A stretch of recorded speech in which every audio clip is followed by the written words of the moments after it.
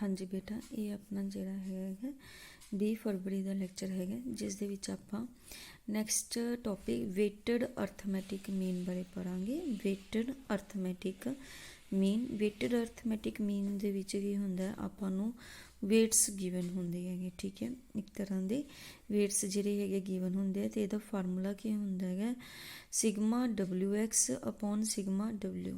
Clear.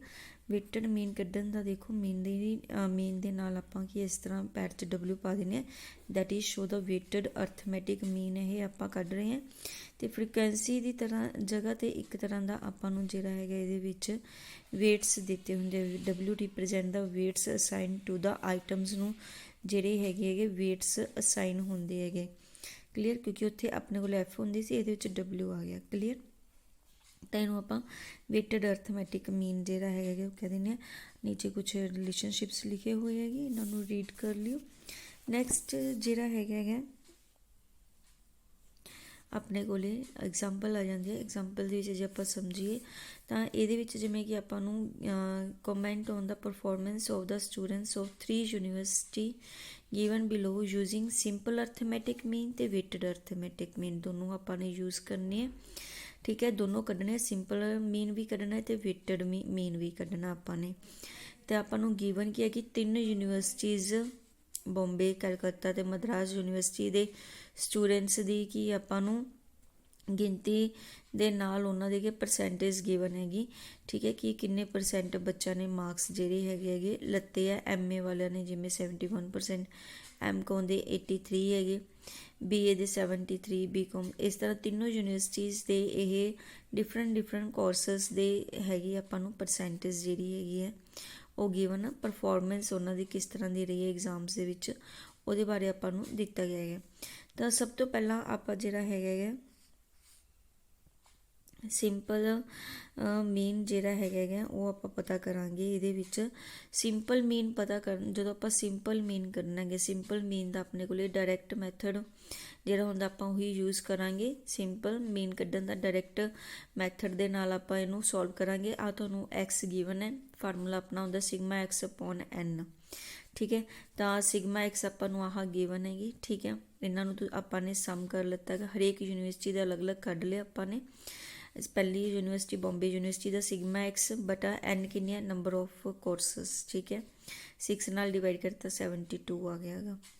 फिर आपां Calcutta university है जी ਉਹਦੇ परसेंटेज ਨੂੰ ਆਪਾਂ ਨੇ प्लस कर लिया गा। ठीक है, बटा 6 ਇਹਦਾ भी 72 आ गया। ਮਰਦਾਸ यूनीवर्सिटी का भी सेम इसी तरीके ਨਾਲ ਕੱਢਿਆ। ਇਹ ਆਪਾਂ ਨੇ ਸਿੰਪਲ ਜਿਹੜਾ ਹੈਗਾ ਮੀਨ ਉਹ ਕੱਢਿਆ। ਇਸ ਤੋਂ ਆਪਾਂ ਨੂੰ ਕੀ ਪਤਾ ਚੱਲਦਾ simple arithmetic mean for all the university same. देखिया तीनों यूनीवर्सिटी का जो मीन है वो क्या आ रहा सेम आ रहा है। Therefore we can not come to any conclusion, इस तो आप कोई कनकलूजन नहीं कर सकते है क्योंकि तीनों यूनीवर्सिटी का बराबर ही आ रहा है regarding the performance of the university कि किहड़ी यूनीवर्सिटी जी है वो ज़्यादा वधिया परफॉर्म कर रही है। क्योंकि जो आप अर्थमैटिक मीन कढ़िया तीनों यूनीवर्सिटी का सेम आ गया है। हुण आपां की करांगे वेटेड अर्थमैटिक मीन कढ़ांगे। इहदे विच वेटेज दित्ती जाएगी किनूं आपां ज़्यादा वेटेज दे रहे हैं, किनूं आपां घੱਟ वेटेज दे रहे हैं। ਉਹਦੇ वास्ते आपां ने कीता आपां नूं X जिहड़ी हैगी है वो परसेंटेज वाला कॉलम जिहड़ा वो गिवन सीगा। W अपने कोले की हो जाएगा आह जिहड़े आपां नूं स्टूडेंट्स की गिनती गिवन हैगी इहनूं आपां ये अपनी वेटेज हो जाएगी इहदे विच। ठीक है, कि आपां ने किन्नी वेटेज जिहड़ी हैगी दित्ती हैगी। क्लीयर, यानी कि अपने कोले 3 बच्चे है जिहड़े 300 बच्चे वो 71% परफॉर्मेंस कर रहे हैं। ये 2 बच्चे 82% की परफॉर्मेंस कर रहे हैं। तो ये 200 बच्चे 200 हंड्रड्स के गिवन है 81%। इस तरह जी है हुण आपां नूं आह वेटेज दी हुई आपां वेटेज नूं यूज़ करांगे। क्लीयर, तो वेटेज का अपना जो फार्मूला हुंदा है आह आपां नूं WX चाहिदा है। तो आपने की किया X नूं W नाल मल्टीप्लाई कर दिता, WX आ जाएगा। फिर प्लस कर लो सिग्मा WX की वैल्यू आ जाएगी। ये W अपना इनू आपने सिग्मा W प्लस करके सिग्मा W की value. Similarly Calcutta university X अपने को पहला कॉलम दूजा W है, WX कढ़ लिया। सिमिलरली थर्ड यूनीवर्सिटी भी इस तरीके ना। फिर इन्हों का अपने वाला फार्मूला अप्लाई कर दिता, डिवाइड करता दोनों sigma WX upon sigma W। Bombay university की वैल्यू आ गई, कलकत्ता यूनीवर्सिटी की, मद्रास यूनीवर्सिटी की। ਕਲੀਅਰ। ਤਾਂ ਇਸ ਤੋਂ ਹੁਣ ਆਪਾਂ ਨੂੰ ਦੇਖੋ ਇਹਨਾਂ ਤਿੰਨੋਂ ਕੈਲਕੂਲੇਸ਼ਨਸ ਨੂੰ ਜਦੋਂ ਆਪਾਂ ਦੇਖਾਂਗੇ ਤਿੰਨੋਂ ਵੇਟਡ ਮੀਨਸ ਨੂੰ, ਤਾਂ ਸਭ ਤੋਂ ਜ਼ਿਆਦਾ ਵੇਟਡ ਮੀਨ ਕਿਹਦਾ ਹੈਗਾ ਆਪਣੇ ਕੋਲੇ, ਬੰਬੇ ਯੂਨੀਵਰਸਿਟੀ ਦਾ। ਤਾਂ ਇਸ ਤੋਂ ਆਪਾਂ ਕੀ ਕਹਿ ਸਕਦੇ ਹਾਂ ਕਿ ਜਿਹੜੀ ਬੰਬੇ ਯੂਨੀਵਰਸਿਟੀ ਹੈ ਉਹਦੀ ਕੀ ਬੈਸਟ ਪਰਫੋਰਮੈਂਸ ਹੈਗੀ ਇਨ ਆਲ ਦਾ ਯੂਨੀਵਰਸਿਟੀਜ਼। ਕਲੀਅਰ। ਇਸ ਤਰੀਕੇ ਨਾਲ ਜਿਹੜਾ ਹੈਗਾ ਵੇਟਡ ਮੀਨ ਤੋਂ ਆਪਾਂ ਨੂੰ ਪਤਾ ਚੱਲ ਜਾਏਗਾ ਕਿ ਕੌਣ ਜ਼ਿਆਦਾ ਵਧੀਆ ਕੰਮ ਕਰ ਰਿਹਾ ਹੈਗਾ। 8.6 ਐਕਸਰਸਾਈਜ਼ ਬੇਟਾ ਆਪਾਂ ਨੇ ਵੇਟਡ ਮੀਨ ਦੇ ਅਕੋਰਡਿੰਗ ਹੀ ਕੱਢਣੀ ਹੈ। ਨੈਕਸਟ ਆਪਣਾ ਜਿਹੜਾ ਟੌਪਿਕ ਆ ਉਹ ਸਟਾਰਟ ਹੋ ਜਾਂਦਾ ਹੈਗਾ ਜਮੈਟ੍ਰਿਕ ਮੀਨ। ਠੀਕ ਹੈ। ਜਮੈਟ੍ਰਿਕ ਮੀਨ ਅਰਥਮੈਟਿਕ ਮੀਨ ਤੋਂ ਬਾਅਦ ਆਪਣੇ ਕੋਲੇ ਕੀ ਸੀਗਾ, ਸੈਕਿੰਡ ਟਾਈਪ ਸੀਗੀ ਐਵਰੇਜ ਦੀ, that is the geometric mean. ਤਾਂ ਜਮੈਟ੍ਰਿਕ ਮੀਨ ਤੁਹਾਨੂੰ ਸਟਾਰਟਿੰਗ 'ਚ ਹੀ ਦੱਸਿਆ ਸੀ, this is the mathematical measure of central tendency ਹੈ। ਠੀਕ ਹੈ। ਅਤੇ ਇਹਦੀ ਆਹ ਡੈਫੀਨੇਸ਼ਨ ਲਿਖੀ ਹੋਈ ਹੈਗੀ ਜਮੈਟ੍ਰਿਕ ਮੀਨ ਦੀ, the nth root of the product of n items. ਠੀਕ ਹੈ। ਜਦੋਂ ਆਪਾਂ ਨੂੰ n ਆਈਟਮਸ ਗਿਵਨ ਆ ਉਹਨਾਂ ਦੀ ਪ੍ਰੋਡਕਟ ਦਾ ਜਦੋਂ ਆਪਾਂ nth ਰੂਟ ਕੱਢਦੇ ਹਾਂ, nth ਰੂਟ ਮੀਨਸ 1/n। ਠੀਕ ਹੈ। ਤਾਂ that is known as the geometric mean ਉਹਨੂੰ ਕਿਹਾ ਜਾਂਦਾ ਹੈਗਾ। ਕਲੀਅਰ। ਫਾਰਮੂਲਾ ਜੇ ਆਪਾਂ ਦੇਖੀਏ ਤਾਂ ਆਪਾਂ ਨੂੰ ਜੇ n ਇੰਡੀਵਿਜੂਅਲ ਓਬਜ਼ਰਵੇਸ਼ਨਸ ਗਿਵਨ ਹੈ x1 x2 so on xn, ਉਹਨਾਂ ਦੀ ਪ੍ਰੋਡਕਟ ਦਾ nth ਰੂਟ ਮਤਲਬ 1/n।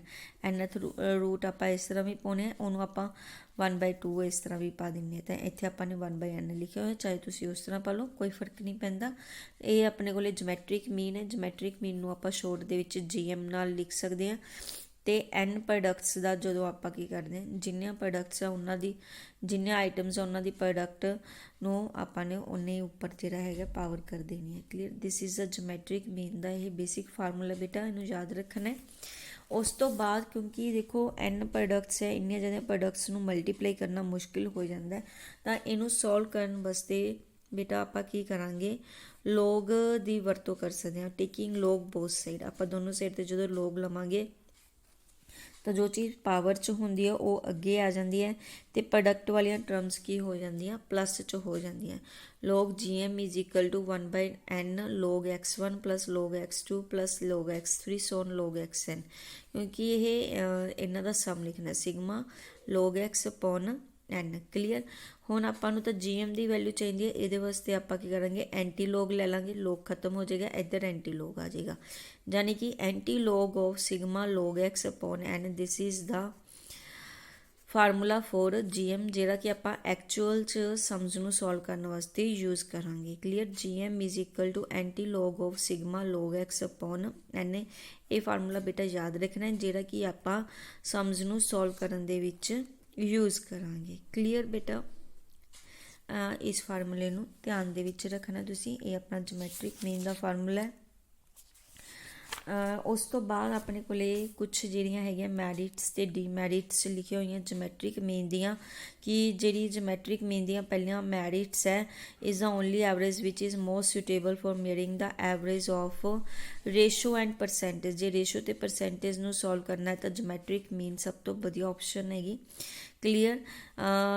in social and economic problem where large weights are assigned to small item, this small weights are assigned to large item, ਉੱਥੇ ਕੀ ਹੈ ਜਮੈਟ੍ਰਿਕ ਮੀਨ ਰਾਹੀਂ ਆਪਾਂ ਵਧੀਆ ਤਰੀਕੇ ਨਾਲ ਸਮਝ ਨੂੰ ਸੋਲਵ ਕਰ ਸਕਦੇ ਹਾਂ। This is less affected by extreme values, ਜਿਹੜੀਆਂ ਹੁੰਦੀਆਂ ਤੁਹਾਨੂੰ ਦੱਸਿਆ ਸੀ ਕਿ ਡਾਟੇ ਦੇ ਵਿੱਚ ਕਈ ਵਾਰੀ ਕੋਈ ਬਹੁਤ ਜ਼ਿਆਦਾ ਵੱਡੀ ਜਾਂ ਛੋਟੀ ਆਈਟਮ ਦਿੱਤੀ ਹੁੰਦੀ ਹੈ, ਵੈਲਿਊ ਦਿੱਤੀ ਹੁੰਦੀ ਹੈ, ਇਹ ਉਸ ਤੋਂ ਕੀ ਅਫੈਕਟ ਨਹੀਂ ਹੁੰਦੀਆਂ ਹੈਗੀਆਂ। ਐਂਡ ਫਰਦਰ ਅਲਜਬਰਿਕ ਮੀਨਸ, ਅੱਗੇ ਸਮਝ ਨੂੰ ਸੋਲਵ ਕਰਨ ਵਾਸਤੇ ਆਪਾਂ ਇਹਨੂੰ ਯੂਜ਼ ਕਰ ਸਕਦੇ ਹੈਗੇ। It is based on all the items in the series, ਦੀਆਂ ਸਾਰੀਆਂ ਆਈਟਮਸ ਨੂੰ ਆਪਾਂ ਯੂਜ਼ ਕਰਕੇ ਜਮੈਟ੍ਰਿਕ ਮੀਨ ਕੱਢਦੇ ਹੈਗੇ। ਡੀਮੈਰਿਟਸ ਕੀ ਹੈਗੀਆਂ, ਕਿ ਜੇ ਆਪਣੇ ਕੋਲੇ ਇੱਕ ਵੀ ਆਈਟਮ ਅਜਿਹੀ ਆ ਜਾਏ ਜਿਹਦੀ ਵੈਲਿਊ ਕੀ 0 ਆ ਜਾਏ, ਅਤੇ ਜਦੋਂ ਆਪਾਂ ਨੂੰ ਪਤਾ 0 ਨੂੰ ਕਿਸੇ ਟਰਮ ਨਾਲ ਪ੍ਰੋਡਕਟ ਕਰਦੇ ਆ ਤਾਂ ਉਹ ਸਾਰੀ ਦੀ ਸਾਰੀ 0 ਹੋ ਜਾਂਦੀ ਹੈ, ਤਾਂ ਆਪਣੇ ਕੋਲੇ ਉੱਥੇ ਵੀ ਜਮੈਟ੍ਰਿਕ ਮੀਨ ਕੀ ਹੋ ਜਾਏਗਾ, ਅਨਡਿਫਾਈਨਡ ਹੋ ਜਾਏਗਾ, ਕਿਉਂਕਿ ਜਮੈਟ੍ਰਿਕ ਮੀਨ ਦੇ ਵਿੱਚ ਵੀ ਆਪਾਂ ਜਿਹੜਾ ਹੈਗਾ ਮਲਟੀਪਲਾਈ ਹੀ ਕਰਦੇ ਹੈਗੇ। ਕਲੀਅਰ। ਤਾਂ ਹੋਰ ਕੀ ਹੈ ਕਿ ਇਹਦੀ ਡੀਮੈਰਿਟ ਕਿ GM is based upon mathematical formula, its computation is not easy. ਇਹਨੂੰ ਸੋਲਵ ਕਰਨਾ ਜਿਹੜਾ ਹੈਗਾ ਬਹੁਤ, ਕੈਲਕੂਲੇਸ਼ਨ ਜਿਹੜੀ ਹੈ ਜਮੈਟ੍ਰਿਕ ਮੀਨ ਦੀ ਈਜ਼ੀ ਨਹੀਂ ਹੈਗੀ। ਕਿਉਂ ਈਜ਼ੀ ਨਹੀਂ ਹੈਗੀ, ਕਿਉਂਕਿ ਕੁਛ ਬੱਚਿਆਂ ਨੂੰ ਜਿਹੜਾ ਹੈਗਾ ਲੋਗ ਅਤੇ ਐਂਟੀ ਲੋਗ ਨੂੰ ਸੋਲਵ ਕਰਨਾ ਕੀ ਲੱਗਦਾ, ਮੁਸ਼ਕਿਲ ਲੱਗਦਾ ਹੈਗਾ, ਕਿ ਆਪਾਂ ਉਹਨੂੰ ਲੋਗ ਟੇਬਲ ਨੂੰ ਯੂਜ਼ ਕਰਨਾ ਨਹੀਂ ਆਉਂਦਾ ਹੈਗਾ ਕੁਛ ਬੱਚਿਆਂ ਨੂੰ, ਕਿ ਕਿਸ ਤਰ੍ਹਾਂ ਇਹਨੂੰ ਯੂਜ਼ ਕੀਤਾ ਜਾਵੇ। ਤਾਂ ਅਜਿਹੀ ਪ੍ਰੋਬਲਮ ਦੇ ਕਾਰਨ ਜਿਹੜਾ ਹੈਗਾ ਇਹਨੂੰ ਕੈਲਕੂਲੇਟ ਕਰਨਾ ਈਜ਼ੀ ਨਹੀਂ, ਤੇ ਬੱਚੇ ਇਹਨੂੰ ਅਵੋਇਡ ਕਰਦੇ ਹੈਗੇ because of its study easier it is not widely known and commonly used average, ਕਿਉਂਕਿ ਇਹਨੂੰ ਕਿਉਂਕਿ ਲੋਗ ਜੇ ਤੁਸੀਂ ਜਮੈਟ੍ਰਿਕ ਮੀਨ ਨੂੰ ਸੋਲਵ ਕਰਨਾ ਹੈ ਤਾਂ ਤੁਹਾਨੂੰ ਲੋਗ ਤੇ ਐਂਟੀ ਲੋਗ ਦੋਨਾਂ ਦੀ ਨੌਲੇਜ ਹੋਣੀ ਚਾਹੀਦੀ ਹੈ, ਤੇ ਪਲੱਸ ਜਦੋਂ ਵੀ ਤੁਸੀਂ ਇਹਦਾ ਸਮ ਸੋਲਵ ਕਰਨਾ ਹੈ ਤੁਹਾਡੇ ਕੋਲੇ ਲੋਗ ਟੇਬਲ ਤੇ ਐਂਟੀ ਲੋਗ ਟੇਬਲ ਜਿਹੜਾ ਹੈਗਾ ਉਹ ਅਵੇਲੇਬਲ ਹੋਣਾ ਚਾਹੀਦਾ ਹੈ।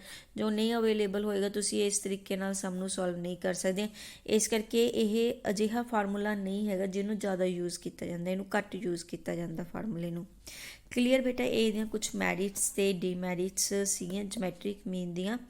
ਤੇ ਫਾਰਮੂਲਾ ਮੈਂ ਤੁਹਾਨੂੰ ਜਮੈਟ੍ਰਿਕ ਮੀਨ ਦਾ ਜਿਹੜਾ ਬੇਸਿਕ ਫਾਰਮੂਲਾ ਦੱਸਿਆ ਹੀ ਸੀਗਾ, ਐਂਟੀ ਲੋਗ ਆਫ ਸਿਗਮਾ ਲੋਗ ਐਕਸ ਅਪੋਨ ਐਨ, ਇਹਨੂੰ ਤੁਸੀਂ ਯਾਦ ਰੱਖਣਾ ਹੈਗਾ। ਉਸ ਤੋਂ ਬਾਅਦ ਨੈਕਸਟ ਆਪਣੇ ਕੋਲੇ ਫਾਰਮੂਲਾਜ਼ ਆ ਜਾਂਦੇ ਆ ਇੰਡੀਵਿਜੂਅਲ ਸੀਰੀਜ਼। ਉਸੇ ਤਰੀਕੇ ਨਾਲ ਜਿਵੇਂ ਕਿ ਆਪਾਂ ਪਿੱਛੇ ਸੀਰੀਜ਼ ਕਰਕੇ ਆਈਆਂ, 3 ਤਰ੍ਹਾਂ ਦੀਆਂ ਸੀਰੀਜ਼ ਜਿਹੜੀਆਂ ਆਪਣੀਆਂ ਹੁੰਦੀਆਂ, ਤਿੰਨਾਂ ਦੇ ਵਿੱਚ ਆਪਣਾ ਜਿਹੜਾ ਫਾਰਮੂਲਾ ਥੋੜ੍ਹਾ ਥੋੜ੍ਹਾ ਚੇਂਜ ਹੋ ਜਾਂਦਾ ਹੈਗਾ। ਜਿਵੇਂ ਕਿ ਇੰਡੀਵਿਜੂਅਲ ਸੀਰੀਜ਼ ਦੇ ਵਿੱਚ ਆਪਣੇ ਕੋਲੇ ਜਮੈਟ੍ਰਿਕ ਮੀਨ ਕੱਢਣ ਦਾ ਫਾਰਮੂਲਾ ਹੁੰਦਾ ਐਂਟੀ ਲੋਗ ਔਰ ਸਿਗਮਾ ਲੋਗ ਐਕਸ ਅਪੋਨ ਐਨ। ਇਹ ਉਸੇ ਤਰੀਕੇ ਨਾਲ ਜਿਹੜਾ ਆਪਣਾ ਬੇਸਿਕ ਫਾਰਮੂਲਾ ਇਹ ਉਹੀ ਫਾਰਮੂਲਾ ਆ ਗਿਆ ਐਂਟੀ ਲੋਗ ਔਰ ਸਿਗਮਾ ਲੋਗ ਐਕਸ ਅਪੋਨ ਐਨ। AL ਦਾ ਮਤਲਬ ਹੈਗਾ ਐਂਟੀ ਲੋਗ। ਤੇ ਜੇ ਆਪਣੇ ਕੋਲੇ ਡਿਸਕ੍ਰੀਟ ਸੀਰੀਜ਼ ਹੈ ਤਾਂ ਆਪਣੇ ਕੋਲੇ ਉਹਦੇ ਵਿੱਚ ਫ੍ਰੀਕੁਐਂਸੀ ਗਿਵਨ ਹੁੰਦੀ ਹੈ, ਤਾਂ ਇਹਦੇ ਵਿੱਚ ਆਪਣੇ ਕੋਲੇ ਕੀ ਆ ਜਾਏਗਾ formula anti log of sigma F ਲੋਗ ਐਕਸ ਅਪੋਨ ਐਨ। ਠੀਕ ਹੈ, ਇਹ 'ਚ ਬੇਟਾ ਇੱਕ ਚੀਜ਼ ਦਾ ਧਿਆਨ ਰੱਖਣਾ ਹੈ, ਜੋ ਵੀ ਐਕਸ ਸੀਰੀਜ਼ ਤੁਹਾਨੂੰ ਗਿਵਨ ਹੋਗੀ ਪਹਿਲਾਂ ਉਹਦਾ ਲੋਗ ਕੱਢੋਗੇ ਫਿਰ ਐਫ ਨਾਲ ਮਲਟੀਪਲਾਈ ਕਰਨੇ ਆ। ਕੁਛ ਬੱਚੇ ਇਸ 'ਚ ਗਲਤੀ ਕੀ ਕਰ ਜਾਂਦੇ ਆ, ਉਹ ਪਹਿਲਾਂ ਐਕਸ ਨੂੰ ਐਫ ਨਾਲ ਮਲਟੀਪਲਾਈ ਕਰਦੇ ਆ ਤੇ ਫਿਰ ਲੋਗ ਕੱਢਦੇ ਆ। ਇੱਦਾਂ ਨਹੀਂ ਕਰਨਾ ਹੈਗਾ, ਤੁਸੀਂ ਪਹਿਲਾਂ ਐਕਸ ਦਾ ਲੋਗ ਕੱਢਣਾ, ਲੋਗ ਦੀ ਵੈਲਿਊ ਫਾਈਂਡ ਆਊਟ ਕਰਨੀ ਹੈ, ਫਿਰ ਉਹਨੂੰ ਐਫ ਨਾਲ ਮਲਟੀਪਲਾਈ ਕਰਕੇ ਸਮ ਕਰਾਂਗੇ ਤੇ ਨੀਚੇ ਆਪਣੇ ਕੋਲੇ ਐਨ ਉਸੇ ਤਰੀਕੇ ਨਾਲ ਹੀ ਰਹੇਗਾ। ਉਸ ਤੋਂ ਬਾਅਦ ਜਮੈਟ੍ਰਿਕ ਮੀਨ ਇਨ ਦਾ ਕੰਟੀਨਿਊਸ ਸੀਰੀਜ਼ ਆ ਗਿਆ।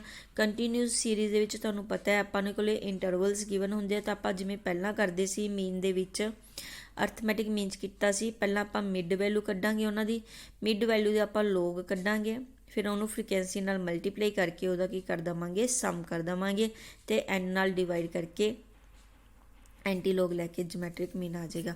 ਸਮਸ ਬੇਟਾ ਤੁਹਾਨੂੰ ਅੱਗੇ ਐਗਜ਼ਾਮਪਲਸ ਕਰਵਾਉਣੀ ਹੈ ਮੈਂ, ਇਹ ਇੱਕ ਵਾਰੀ ਤੁਸੀਂ ਸਾਰੇ ਦੇ ਸਾਰੇ ਜਿਹੜੇ ਫਾਰਮੂਲੇਜ਼ ਇਹਨਾਂ ਨੂੰ ਟਿਕ ਕਰ ਲਓ ਤੇ ਯਾਦ ਜ਼ਰੂਰ ਕਰਨਾ, ਫਾਰਮੂਲਾਜ਼ ਨੂੰ ਲਿਖ ਕੇ ਦੇਖ ਲਓ ਜੇ ਤੁਹਾਨੂੰ ਲੱਗਦਾ ਤੁਸੀਂ ਭੁੱਲ ਰਹੇ ਹੋਗੇ formula.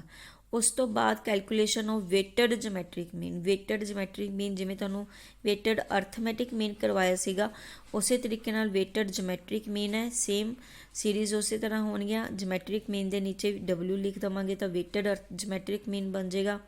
Anti log of summation W ਲੋਗ ਐਕਸ, ਸੇਮ ਉਸੇ ਤਰੀਕੇ ਨਾਲ ਪਹਿਲਾਂ ਐਕਸ ਦਾ ਕੀ ਲੈਣਾ ਤੁਸੀਂ ਲੋਗ ਲੈਣਾ ਹੈ, ਫਿਰ ਉਹਨੂੰ W ਨਾਲ ਮਲਟੀਪਲਾਈ ਕਰਕੇ ਉਹਦਾ ਫਿਰ ਸਮ ਕਰਨਾ ਸੀਰੀਜ਼ ਦਾ, ਤੇ ਨੀਚੇ ਸਿਗਮਾ W ਆਪਣੇ ਕੋਲ ਆ ਜਾਏਗਾ, that is a waited geometric mean.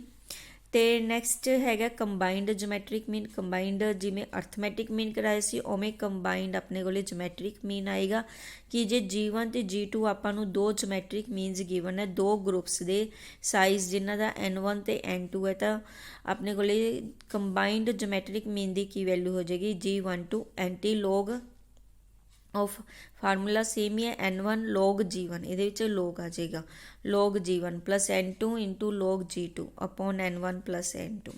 Clear, this is the combined geometric mean. ਤੇ ਨੈਕਸਟ ਹੈਗੀ ਆਪਣੇ ਕੋਲੇ ਇੱਕ ਨਵੀਂ ਟਰਮ ਆਪਣੇ ਕੋਲੇ ਇਹਦੇ ਵਿੱਚ ਆ ਗਈ ਕੰਪੂਟੀਸ਼ਨ ਆਫ ਰੇਟ ਆਫ ਗਰੋਥ, ਕਿਉਂਕਿ ਜਮੈਟ੍ਰਿਕ ਮੀਨ ਦੇ ਵਿੱਚ ਮੈਂ ਤੁਹਾਨੂੰ ਦੱਸਿਆ ਸੀਗਾ ਕਿ ਆਪਾਂ ਨੇ ਪਰਸੈਂਟੇਜ ਵਗੈਰਾ ਨਾਲ ਰਿਲੇਟਡ ਜਾਂ ਰੇਟ ਆਫ ਗਰੋਥ ਨਾਲ ਰਿਲੇਟਡ ਪ੍ਰੋਬਲਮ ਸੋਲਵ ਕਰਨੀ ਹੈਗੀਆਂ, ਤਾਂ ਆਪਾਂ ਕੀ ਜਮੈਟ੍ਰਿਕ ਮੀਨ ਨੂੰ ਯੂਜ਼ ਕਰਦੇ ਹੈਗੇ। ਤਾਂ ਕੰਪੂਟੀਸ਼ਨ ਆਫ ਰੇਟ ਆਫ ਗਰੋਥ ਕੱਢਣ ਵਾਸਤੇ ਆਪਣੇ ਕੋਲੇ ਫਾਰਮੂਲਾ ਕੀ ਆਏਗਾ ਕਿ ਜੇ ਆਪਾਂ ਨੂੰ P0 initial value of the variable given ਹੈ, ਠੀਕ ਹੈ, P0 ਕੀ ਆਪਣੇ ਕੋਲ ਇਨੀਸ਼ੀਅਲ ਵੈਲਿਊ ਹੈ ਕਿਸੇ ਵੀ ਵੇਰੀਏਬਲ ਦੀ, ਤੇ Pn final value of the variable ਹੈ at the end of the period, and R is the rate of growth per unit time. ਠੀਕ ਹੈ, R ਕੀ ਆਪਣੇ ਕੋਲੇ ਰੇਟ ਆਫ ਗਰੋਥ ਤੇ N ਆਪਣੇ ਕੋਲੇ ਹੈਗੇ ਪੀਰੀਅਡ ਆਫ ਟਾਈਮ। ਠੀਕ ਹੈ, ਤੇ R is the rate of growth per unit time ਹੈ, ਤਾਂ ਆਪਣੇ ਕੋਲੇ ਫਾਰਮੂਲਾ ਕੀ ਹੁੰਦਾ ਹੈਗਾ ਰੇਟ ਆਫ ਗਰੋਥ ਕੱਢਣ ਦਾ Pn is equal to P0 into 1 plus R ਦੀ ਪਾਵਰ N। ਇਹ ਫਾਰਮੂਲਾ ਬੇਟਾ ਯਾਦ ਰੱਖਣਾ ਹੈ। ਰੇਟ ਆਫ ਗਰੋਥ ਦਾ ਫਾਰਮੂਲਾ ਹੈ Pn ਫਾਈਨਲ ਵੈਲਿਊ ਹੋਏਗੀ of the variable, P naught initial value starting value ਹੋਏਗੀ, N ਆਪਣੇ ਕੋਲੇ ਟਾਈਮ ਪੀਰੀਅਡ ਹੋਏਗਾ ਤੇ R ਆਪਣੇ ਕੋਲੇ ਜਿਹੜੀ ਹੈਗੀ ਰੇਟ ਆਫ ਗਰੋਥ ਹੋਏਗੀ। ਕਲੀਅਰ? ਇਹਨੂੰ ਤੁਸੀਂ ਬੇਟਾ ਜਿਹੜਾ ਹੈਗਾ ਯਾਦ ਰੱਖਣਾ ਇਸ ਫਾਰਮੂਲੇ ਨੂੰ। ਉਸ ਤੋਂ ਬਾਅਦ ਆਪਣੇ ਕੋਲੇ ਜਿਹੜੀਆਂ ਹੈਗੀਆਂ ਐਗਜ਼ਾਮਪਲਸ ਸਟਾਰਟ ਹੋ ਜਾਂਦੀਆਂ ਹੈਗੀਆਂ ਜਿਓਮੈਟ੍ਰਿਕ ਮੀਨ ਨੂੰ ਕੈਲਕੂਲੇਟ ਕਰਨ ਵਾਸਤੇ। ਇਹ ਆਪਾਂ ਅਗਲੇ ਲੈਕਚਰ ਦੇ ਵਿੱਚ ਕਰਦੇ ਹਾਂ। ਥੈਂਕ ਯੂ ਬੇਟਾ।